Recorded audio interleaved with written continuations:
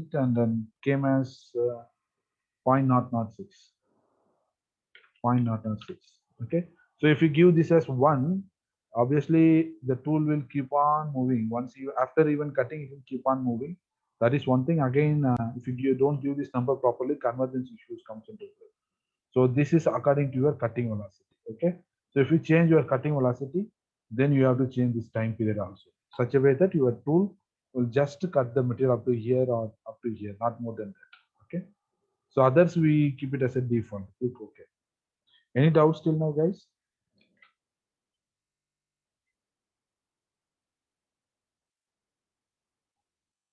Okay. I assume we don't have any doubts. So let me know if you have any doubts. Okay. Yeah, everyone is here. So fine. Okay. So I'm done with the step. Okay. So before in step itself, we will assign what is arbitrary ALE technique. Okay. So you go to others. Okay. There is something called ALA adaptive mesh domain. Okay. So ALE is arbitrary Euler Lagrangian. That is nothing but assigned to this workpiece. Okay. So ALE mesh domain, go to edit step 1. So we are telling use ALA adaptive mesh domain. This is to avoid distortion issues to some extent. Okay. It is asking for region. Okay. So select this and click this workpiece and set done. Okay. So now this will be like it will be like AL. So the mesh distortion issues we can avoid to some extent. Okay. Then we have to give the ALE mesh controls also, which is default one. So you click this one, the default one works. Only thing is there is something here. If you submit it, it won't submit. So we have to give some values here. So click plus, continue. Whatever default value is, accept it. Okay. We can tweak whatever this adapt properties, but default settings works for most of the forms. So we leave it the default one. Okay. So click OK. So now ALE also I put into the computer. So all I have to do is go to interaction. Okay, let me put control S. Okay. Now I have to tell how these two things are interacting. Okay. So go to this first option, create interaction. Okay. Create interaction. So see how this tool and workpiece is interacting. It is surface to surface contact. It is a 2D problem. So it is surface to surface contact. Else we can give general contact. Okay. So in 3D problem, we can give the first option. Else this 2D problem, we have to give surface to surface contact. Okay. Say OK to that. Okay. Select the first surface. So first surface, even in other softwares, we could have heard about master and slave. Okay, master is nothing but your tool that plunges into your slave. Okay, slave is nothing but your workpiece. Here it is asking like master is your first surface, slave is your second surface. So let me say what is that one. Okay, select the first surface. Okay, so choose tool only and say I'm done. Okay, so it is asking choose a side for the edges. Okay, so what is the outer edge you have to choose? So the outer edge is only interacting with your workpiece. So outer edge is defined by magenta color or yellow color, magenta color. So choose a side for edge, give this one as magenta. Done. So now it is asking for choose the second surface type. So choose node region and click this one, say done. Okay. So then this option pops up. So you can see it like first surface is nothing but your tool where set is created m underscore surface -1. Second surface workpiece, this is your set, another set. So workpiece is there. So leave the kinematic condition. So constraint is kinematic contact method, you can give it no problem. Or any issues with that, it will automatically take the other option. So we don't have to worry about that part. So you have to give your contact properties here. So 1 second. Okay. So your contact properties we have to give here. Say for example, friction coefficient we have to give it here. Okay.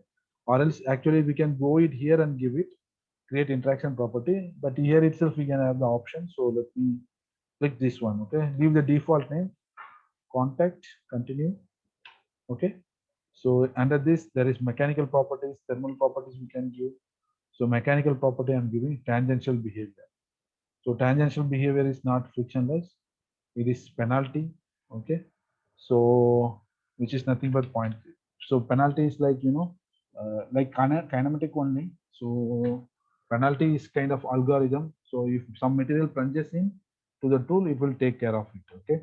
So it does some penalty to our solution and then it recalculates. Okay. So we can't actually strictly enforce the friction condition or interaction. So then we use this penalty condition. So we don't have to worry about it. Keep this one as penalty and give coefficient friction of mostly zero point 0.3. Yeah, zero point 0.3 is there. Okay, 0.3 give. Okay, then done. Then one more thing we have to do it.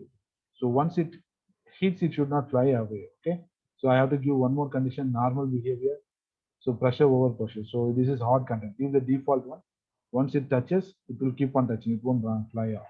So for that, these two options we have to give it. Click OK. And now the initial property is here. So click OK. I'm done with my interaction settings. Okay. Only one thing is still left. Okay. So I told you that this is tool and RP1 is there. These two things are looks same thing, but they are not constrained. Okay. In other softwares, it might get constrained automatically, but here it won't constrain. Okay. So we have to tell the tool is and RP point are constrained. That is, it will move as same. If I give application load to RP1, it is nothing but I am moving the tool by whatever I apply this particular phase. So basically we have to go for this third option and create a constraint. Okay. So create a constraint and it is rigid body constraint. Continue. So here I am choosing it. Okay.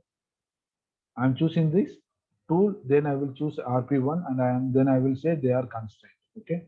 So it is asking, it is not 3D. Okay. It is not body. It is analytical surface is my tool. So I have to choose this one and go to this arrow and click it. Okay. So then it will ask what is the analytical surface for rigid body. Then you choose this tool and click OK to that. Okay. Again, it is asking whether magenta or yellow. Give it as magenta. Okay. Where is your reference point? Say next thing it is asking for point. Where is your reference point? Which is nothing but RP1. So you go over here and click this white button and then click this RP1. Now it is changed to pick. Now you say OK. So now constraint is created such a way that if I apply load to this particular point, then it will be applied to the whole body. Okay. So control is, so I'm done with my interaction part. All I have to give is boundary condition. Most of the problem we set it on a few more steps. Okay. So here you go to this boundary condition manager or you can go here. Okay, let me create go. We are going to create 3 boundary conditions. So let me create this one to see what are the boundary conditions I'm creating. Okay. So what I'm going to do is I'm going to create a boundary condition such a way that I will fix this edge and I will fix this edge. Okay. So let me create one boundary condition. This is fixed. Okay. Fixed boundary condition. You can keep initial step itself, no problem. Okay. So symmetry, anti-symmetry are encastre. Encastre is the option we want. Encastre is nothing but fixing your degrees of freedom to 0. Okay. So you click this one and say continue. So it is asking for regions for boundary condition. Choose this line and the shift. Press the shift button and choose this line also. So I have chosen both lines for fixing. Okay. So this is creating a set 4. Say done. Now it is showing option. So you show it as a encastre. You can see it, right? Axisymmetric, you can arrest u1 equal to 0 or ur2 equal to 0, ur3 is equal to 0. But what I want in this case is like I want every degrees of freedom being arrested at this line and this line. So okay to that.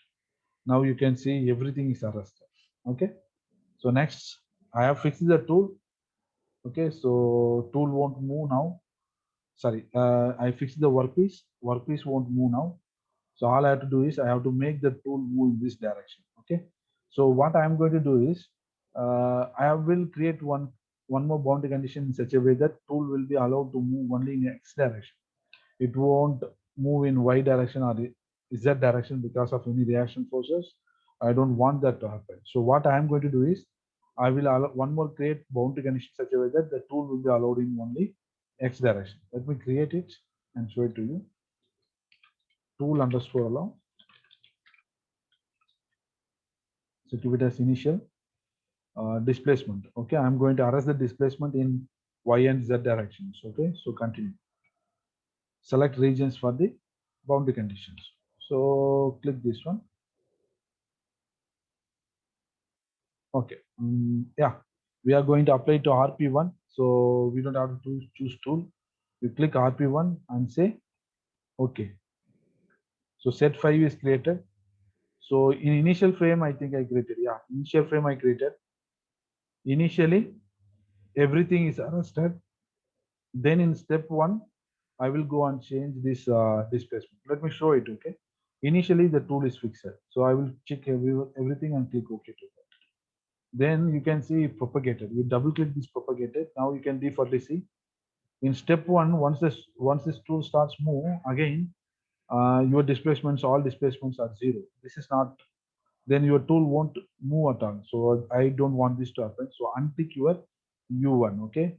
So that U2 will be 0, U3 will be 0, but U1 will be non-zero. This means I'm allowing the tool moving into only in the X direction. This is another way of giving constraints. Okay, click OK to that. Now all I have to do is apply my velocity to this particular point. Okay, create and tool underscore velocity. Okay, velocity. Okay, so go to third option, continue. Okay, in step 1 only I'm giving. So here select the region for boundary condition.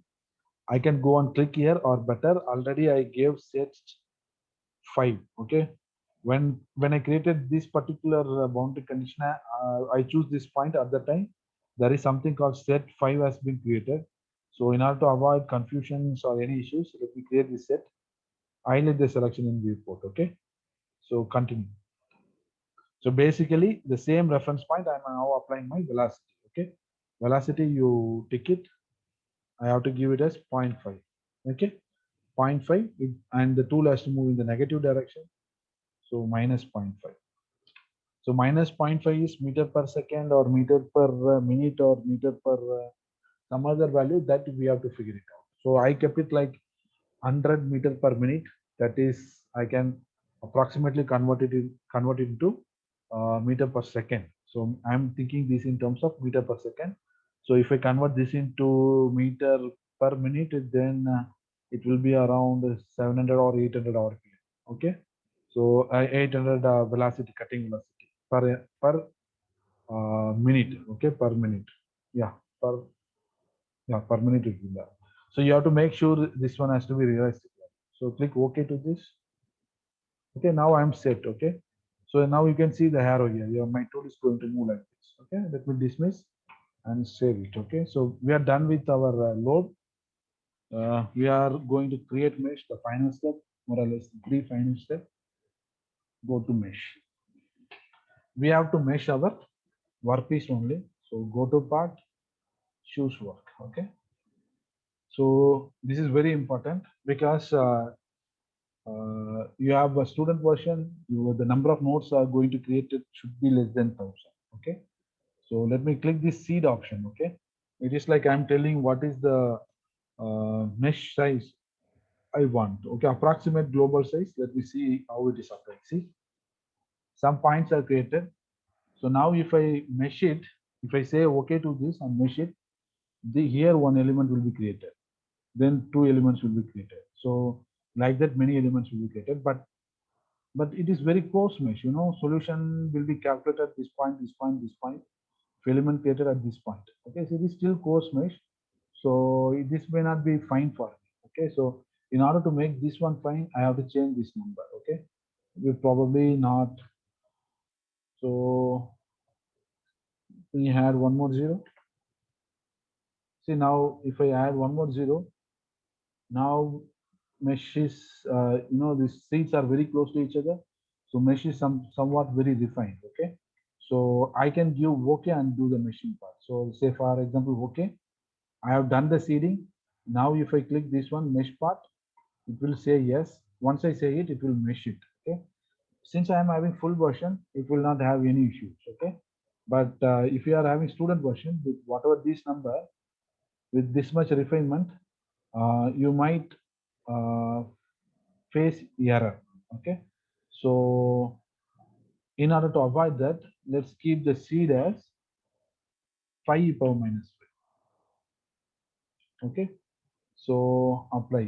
See, 5 e power minus 5, this one. If you give this value, your Abaqus student version will not create any issue. But if you give like 2 e power minus 5, that is nothing but a refined one, then it will create issues for you. Okay, since this is the full version for me, I can't show that error thing, but you can try it. Okay, so if you give 2 e power minus 5 with this dimension, it will say your node is restricted to 1000 nodes, so you can't do anything. So for that, better we give it with 5. Okay, so click OK to that, and then click the second part, mesh part, say yes to. Okay, so this is the mesh we have created. Okay, if you see it in the report, you can see it is not the same. This is very coarse, and this one I created with very fine mesh. Okay, if we do fine mesh, we'll get chip like this. With this coarse mesh, we won't find any chip forming like this, but there will be material removal. Some element will be flying away. We can see it. Okay, but we can go ahead with this mesh only because we do have only student version. Okay, if you are having full version, you will change this number properly. Okay, so whatever the seed number we gave, you give it as 1 e power minus 5. Okay, or 1 e power minus 6, everything is fine. Okay, so but once you change this number, you have to change this material property. Evolution data I told you now, during mentioning that JC failure parameter, I mentioned the evolution as 1 e power minus 5. Okay, say for example, now I here in global seed I give it as 1 e power minus 6, then I have to change that number also, which is should be greater than this number. Okay, so that you have to take care of it. Okay, so click OK. I'm done with the machine part. There is only one more thing is there. Okay, I have to delete the element. Once it is failing, you can see here the element we have to delete it. Okay, then only the material will get separated. If you don't delete the element, the material will not get separated. Okay, in ALD setup. Okay, so what we have to do is we have to tell the computer to delete element once it is failed according to the failure criteria. Okay, so for that, what we have to go is go to mesh element type. Okay, so you can choose set one or select in viewport and click this one. Already I know this workpiece is my set one. So you click it, it will highlight it. So continue. Yeah, this is the element type we are using. Okay, obviously we are solving explicit problems, so choose explicit. Obviously this is 2D plane strain problem, it is not plane stress problem. Okay, so I have to choose this one as a plane strain problem. Okay, so leave the others default one. Okay, so this is very important. You have to choose the element deletion. You have to give element deletion as yes. Okay, else you won't see the chip forming. Okay, so this particular step very important. Element deletion, yes. Okay, click OK to this one. Yeah, done. Dismiss, done. Control S. Done. 99% I have done it. Okay, so all I have to do is go and create a job here. So create a job here. It is very simple, nothing. Default, I'm having only one model one. So keep that one and continue. Done. And whatever it is, accept it. Okay. So all I have to go is here you go and submit your job. Submit it. It will run. Simulation will start running. Okay. Or else I can go here and you can see the job manager here. I can submit it here. Once I submit it here, it will show it is submitted or it is running, something like that. It will show. Okay, so before going to submit the problem, let's ask the computer, see whether I have missed any data wrongly or something like that. So the in Abaqus they had given something called data check. Okay, so if you click this, it will check it and tell you there are any issues are there in your data input. Okay, so let me do the data checking. Okay, so we can monitor what is happening. So once this circle goes off, we can monitor it. Okay, you click monitor. So you see the status here, check submitted. So if you have any error comes, it will show up here. Okay, so it will show up here. Let's see. So some warnings are there. There is something based upon temperature. Warnings we can ignore it, no issues. There should not nothing should come on error. If something comes on error, we can run this simulations. Okay. See, it has started. It has started and completed. Okay. It is saying every property which you gave is correct only. No, don't worry. Go ahead with submission. Okay. Maybe if we miss some data, it will show some error. Say for example, let me go and modify my material. You go and edit your aluminum. Suppose if I have not given density, okay, let me delete the density and click OK, dismiss. So I am supposed to give density, but I wanted it deleted it. Okay, so you go to job, click this one and do the data check. Okay, it will show up some, it will throw up some error. Let's see the monitor thing.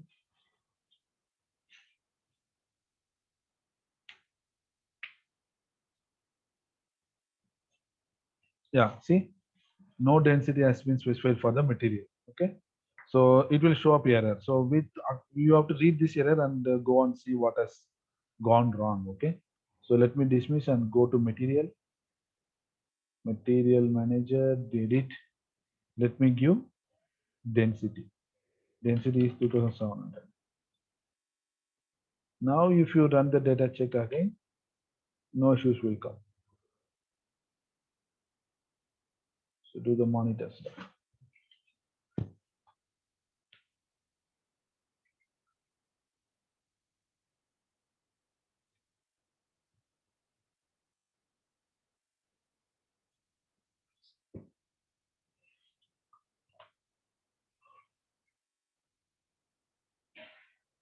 Oh, sorry. Yeah, I'm showing error one. I have to see the log one.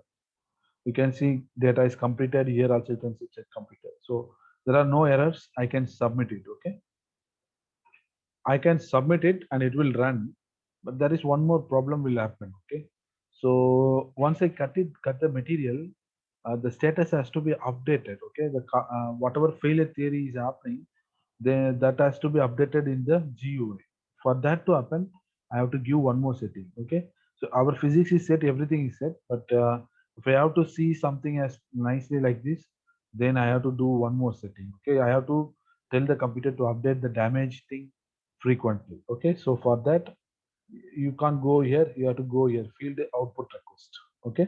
This is where we are requesting our strain stress data which is we are requesting. Okay, there are some default values are already chosen based upon the physics, but we will be requesting one more thing. You click plus, this plus in step one. What we are doing, click edit.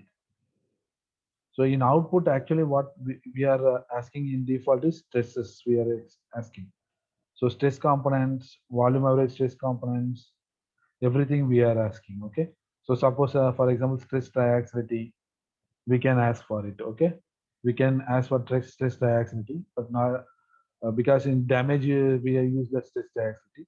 So if you want, you can request it. I'm not requesting it, but what is very important is you have to check this one, the last option, state. Okay, go to state and you have to update the status here.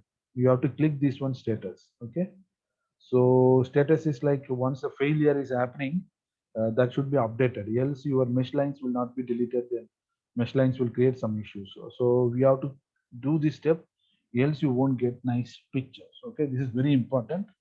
Let me show you once again what to do. Let me cancel it. No, go to field output, F output, and step edit.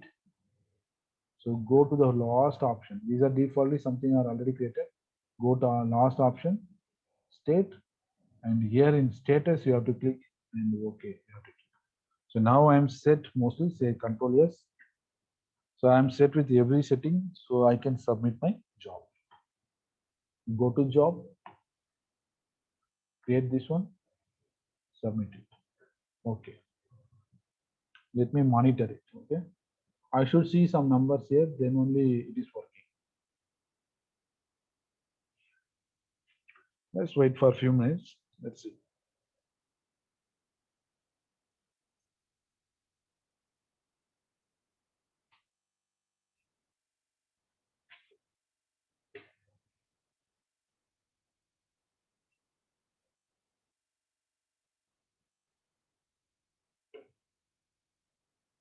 Yeah.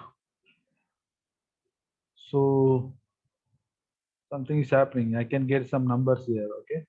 If I'm getting non-zero numbers, then my simulation is running very fast. Initially, we might get zero numbers. Then finally, convergence should happen, and we should get some numbers here. Okay.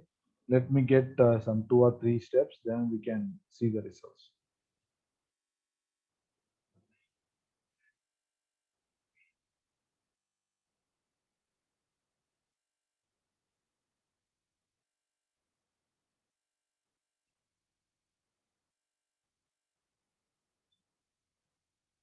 Okay. Let me dismiss and see the results. Okay. You can see it here. Results. Okay. So this is something like plot contours of deformed shape. Okay. This is the initial mesh. You give this option, your tool will move. Okay. See, for example, here something is flying away. What is happening? It is fast. It is happening very fast. Okay. So let me go here and choose this previous one. See, let me zoom it. You have to click it. So then escape. So let me do this next one. So this is the initial position. Then next, see, it is going and hitting the mesh. Okay. So what is happening here? Okay.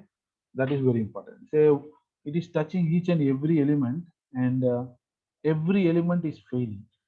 Okay. Every element is failing. That's why only one kind of chip is formed. Here you can see only one element is flying away kind of. Let's see it in the next step. Okay. One, two. Okay. See, all the elements are getting failure. That's why you are not forming chip. Okay. So let me go for one more step. See, suddenly here you can see it, right? Here it is deleting all the elements, but here you can see some elements are flying. I will show the movie part. So see, some one element is flying away like this. Okay.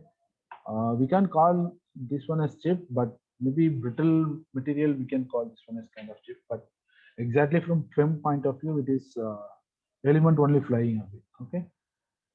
So so important thing to note here is most of the elements it's deleting. So let me go back to the report and show it. Okay. So if the mesh is very fine, only these elements will be deleted. Say this one particular line or second line 1B will be deleted. If that is the case, whatever layer above these two things will be forming as chip. Okay, that will happen. Okay, but our case, it is not a refined mesh. It is a very coarse mesh. So everything is getting affected by your edge radius. So that is why we are not forming chip. Okay, maybe if you run with RTS of 7 or 8 somewhere here, you will see some kind of chip. Okay, but not correctly. Some continuous lines you can see as a chip. Okay, so this is a problem with our restriction with our student version. So otherwise you will get it like that. I will show you this simulation also, but in your report you will be showing like this only. Okay. So let me show. Okay. Let me play the movie. Okay. You click this one, you play the movie. So it is going very fast. So let me reduce this. Okay. You go to the below option. You reduce this instead of fast, keep it as slow and apply OK. So now you can see, right? Tool is moving and this one particular element and here one element is flying away. If not one element, it will look like chip is flying away. That can be shown up. Okay, this is happening because I kept as RTS of RTS2. Maybe RTS5 you will get some other different thing. You can see initially here kind of chip is forming, but see it is flying off. It has gone somewhere. So no problem. Okay, so we can save this video also. Okay, I will show how to save this video. So animate, save as. So here you give cube time and you go to file batch 6, keep this one as movie, click OK, keep the frame rate as very slowest and click OK. So you don't have to create this video. We have to take only picture, but this is for your reference. Okay, you go here and see in your folder where you save it. Movie is created. Okay, now you play it.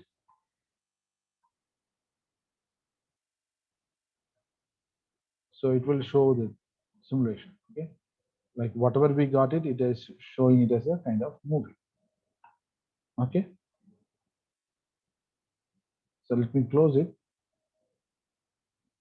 Okay, so I don't want that movie, I just want a picture. Okay, so that I can insert into my report. Okay, so what you have to do is stop your simulation. So where you want your picture, go back. Looks like this looks like okay to me, so let me take this one as a picture instead of taking snip or something. Screen printout, you just go to file and control P, print. Okay, so you print this one. Okay, instead of going to printer, you choose the destination as file and change the format as PNG and choose it. Okay, in batch 6 I'm taking this one as picture. Click OK and you click OK here. Okay, so it will show pic has been created. Okay, so you go here. Where is my pic? Yeah, here is my pic. Let me edit it so that it will fast open. Okay, see, now you got this picture, right?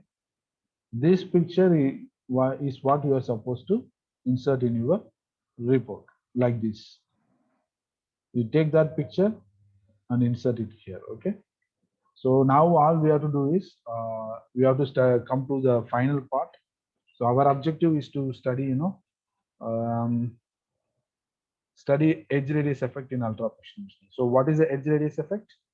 So once you reduce the edge radius, the forces will go down. Okay, so that is what we are going to study it. Okay, but what you have to do is you have to keep this one as RTS. Okay, so initially I done with 100 micron edge radius and very sharp tool. Actually sharp tool is ideal tool, we should not do it. Okay, then I did it with 100 micron edge radius, then I did it with 150 micron edge radius. Okay, all I did is I kept the RTS as 1. Okay, so or RTS as 3 or 4, I don't remember. Okay, so this uncut chip thickness A value I kept something arbitrary and I just changed the edge radius. But what you have to do is you keep the edge radius as constant. For example, in this simulation I kept the edge radius as 60. What I'm going to do is uh, before start of the simulation, see, this is our initial assembly. So I moved the tool this by I think if I remember correctly, it is RTS 3 I did it, I guess. So I moved the tool by 180 microns. So what I suggest to you is this is for RTS 3. So I want to run the RTS for 5. Then you move the tool by down by 120 microns more. Like that, you can change the RTS. So if you move this tool by 120 microns down more, then the RTS is nothing but 5. Okay, this is the setting for RTS 3. Then RTS 5, you move it by one more, 2 times, you move it down by 60 microns. So then I have to run the simulation for RTS of 7. Then you have to increment this downward movement of 120 microns like this down. Then that will correspond to your RTS. I will tell you how to do that very simply. This is the maximum part. We are almost done. 99.9% we are done. So whole idea is you have to get something like this. Okay, cutting force you have to get it with respect to RTS value. Okay, so let me tell you how to plot this graph. Okay, say okay, let's see. Okay, you can see here my sisters. Okay, so we don't have to do this. So you go here XY direction. Okay, create XY data. Create XY data. ODB field output. This is output database. Continue. Okay, I want to extract the force from this particular point. Okay, because my RTS is 3. I know that my RTS is 3. So suppose here I kept it as edge radius. If you are keeping this as RTS, maybe this is 0, 1, 2, 3, 4, 5, 6, 7, 8, 9, 10, up to like that. So assume this is RTS 3 means I have this number. I have to know what is the cutting force somewhere here. How to plot? Go here, change the position to unique nodal. So at this particular nodal point, I want the force to be extracted. Okay. So you can see a lot of outputs are there like plastic strain, equivalent plastic strain, but I want only force, reaction force. Okay. You unclick this one, you go down, you can see there are many components are there. This is magnitude of force. So you better, every batch did magnitude, so you better do the magnitude only. So this is a reaction force in x direction. Rf2 is the reaction force in the y direction. So Rf1 is nothing but your cutting force. Rf2 is nothing but your thrust force. You can extract it, but better let's plot the magnitude. Okay. So magnitude is nothing but Rf1 square plus Rf2 square, the square whole square root of. That is your magnitude. Okay. So I chose this one, and I have to tell the computer where it has to choose it. Okay. Choose edit selection and go and choose this element, and you can save. Okay. Okay. So let's save. Okay. So it is not selected properly. Let me choose node sets. I know set 5 is where I applied my boundary condition. So go to, instead of picking from viewpoint, go to node set, choose set 5, highlight the items in viewport. Now it has turned it to red. If I untick it one, see nothing is happening. If I highlight this one, I have chosen this point properly. So now you save it. Okay. So and do the dismiss part. So now you can see initially there was nothing under XY data. Now something has been created. Okay. So you edit this one. Okay. You can see some numbers are generated. These numbers you can see x-axis nothing but time. Okay. We ran the simulation for 0.006. Somewhere it stopped it around 0.004. That is fine. So this is your y-axis, your force. Okay. So these numbers I have to extract it. Say for example, 8 kilonewton is my answer. Say for example, I will be taking average of this, but look at the first number, 8 kilonewton is there. That is what I am going to plot here. Say this is a RTS3 means correspondingly this particular force I have to make a point here. So I don't have Excel. So what I am doing is I choose this everything, Control C, and create a spreadsheet. Okay. So let me create a spreadsheet here, new open spreadsheet, double click it.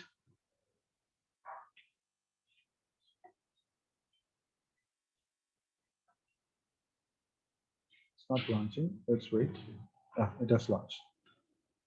So let me paste it here. Okay. So insert rows about it. So you can see merge. Uh, this belongs to RTS equal to 3. Okay. So let's look at the numbers. Okay. What is wrong with these numbers? Okay. Initially, I'm getting 0. That is fine. Okay. Initially, you can see my tool. Okay. The tool is much away from your workpiece. So once it starts moving, initially no forces are encountered. So that's why we are getting zeros here and here. So this is fine. But once it starts giving some answers, you can see this is 8 kilonewton, 4 kilonewton, again 4.8 kilonewton. All these numbers looks fine to me. This is numerical value. So I'm not expecting it to give the same answer. So these numbers are looks okay to me up to here. Okay. But varies very largely, but that is fine to some extent. But look at this number; it is going up to 10 to the power of 9. This is wrong. And you look at this number, I'm getting 0. I'm not supposed to get 0. I'm supposed to get some numbers. So what is happening? That is a question. So actually, your mesh is coarse. That's why you are getting these issues. Okay. So since your mesh is coarse, you are getting these issues. Otherwise, you won't get these issues. So I will show my spreadsheet, which where I done with the refined mesh. Okay, so what I'm going to do is I'm going to ignore these two data. Whatever I am highlighting, that I can ignore it. Okay, I will take average of this one. This looks fine to me. Okay, so you go to here, average, go here, and you can do this in Excel also. Yeah. So it is like 33 kilonewton I'm getting. Okay. So let's see how it is happening for other numbers. 33.9 kilonewton. Okay, let me put it somewhere here. Okay, RTS and kilonewton. For RTS of 3, I am getting 33.9 kilonewton. Okay, I will plot it for 5. and 7, I will see what is the number I'm getting. Say, for example, I'm not running simulation right now. Let's say I got something like 50 kilonewton, here 120 kilonewton, or say this one is 80 kilonewton. So if I run the simulation, the same thing, whatever with RTS3 I run, if I move the tool and run the simulation, suppose assume I'm getting 80 and 20, then how to plot the graph I will show you. Then we will do the simulation. Okay. So you choose this one. In Excel, it will be very different. You choose this one, and I think insert will do it. Okay. Insert. More or less, this is same as your Excel also. And where is my chart? Yeah. Insert chart. Okay. So let the other option come. So chart is nothing but I think line chart, if I remember correctly, and no, XY chart. See, XY chart, and choose these points and lines. You can see like this is your RTS3, RTS3 33.9 kilonewton I'm getting. Here 5. So I just gave 80. That's why at 5 80 is coming, and 7 is 120. So it is coming like that. Okay. So if you change this number, this should also supposed to change. So I'm going to say finish to this. Let's change this number to 60. See now this graph has changed. So overall idea is you should get an upward trend like this. Okay. Why? You have to see the upward trend. If you increase your RTS, then you are increasing your A value. RTS is nothing but A by R. Here we are fixing R value, but we are changing only A value. So if you increase this A value, then you will be going down like this. So we will be deforming the material more. So you should get more forces involved in that one. So you should get a upward trend. Okay. So we are expecting this upward trend from you. Okay. So don't plot like, don't take average of these numbers. This will show very wrong numbers. So don't take, you can ignore these numbers. Why I'm saying is in refined model, you will get nice numbers. I will show you that. Okay. So if you do that, this is fine. So you can go and edit this one and add it. Okay. Insert titles. Title is cutting edge versus cutting force. Cutting force versus cutting edge will be fine. Cutting force versus y-axis. I'm having cutting force and cutting RTS. Cutting RTS is versus RTS. X-axis is nothing but RTS. Y-axis is nothing but your force in kilonewton. Say okay to that. See, now I got graph. I don't want this column here. Okay. You can edit it. Okay. Say for example, this is done with. You can edit this column F as R is equal to 60. You can do with R is equal to 45, and you can have multiplot in this one also. But we are not doing that, so I'm just deleting this one. So that will be fine. Okay, got it. Yeah. So all you have to do is insert this figure into your report like this. Okay. So whole idea is you have to have RTS in the x-axis, so and force in the y-axis. Okay. So you can create one folder. Let me create it.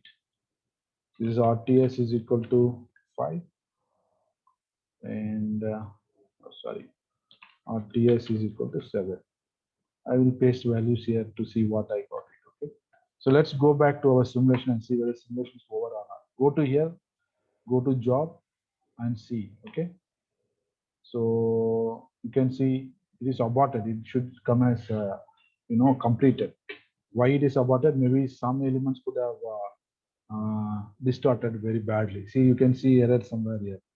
Element distorted badly. So this is fine to some extent. Okay, this is because we can go for fine mesh. That's why the distortion issues is coming. Or we can play around with that evolution number. So time being, I don't want to do that. Okay. So job, you can see it here. One job I created, more or less it is over. So what I have to do is,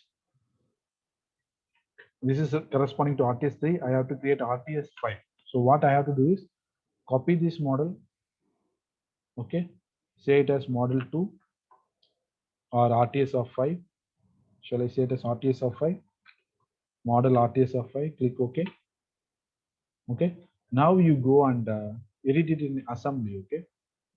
edit it in assembly. So you choose it here, assembly, choose the model, default one model. This is RTS, model one is RTS3. So I go to RTS5.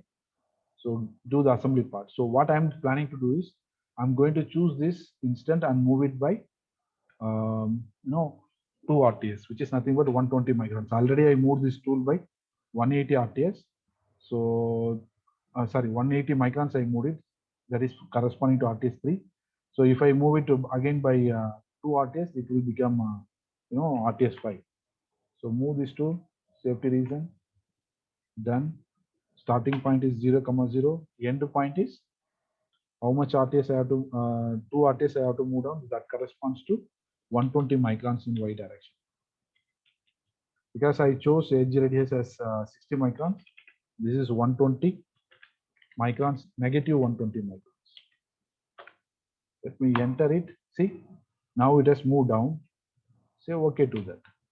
Okay, so this belongs to RTS of 5. Okay, now if I move this tool again by 120 microns down, that will be corresponding to RTS of 7. So I don't want to disturb this setup. So let me copy this again.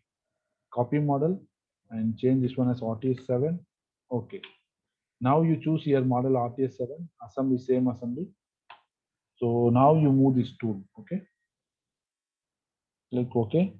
0, 0. And here minus 120. Minus 120 per minus 6. Enter.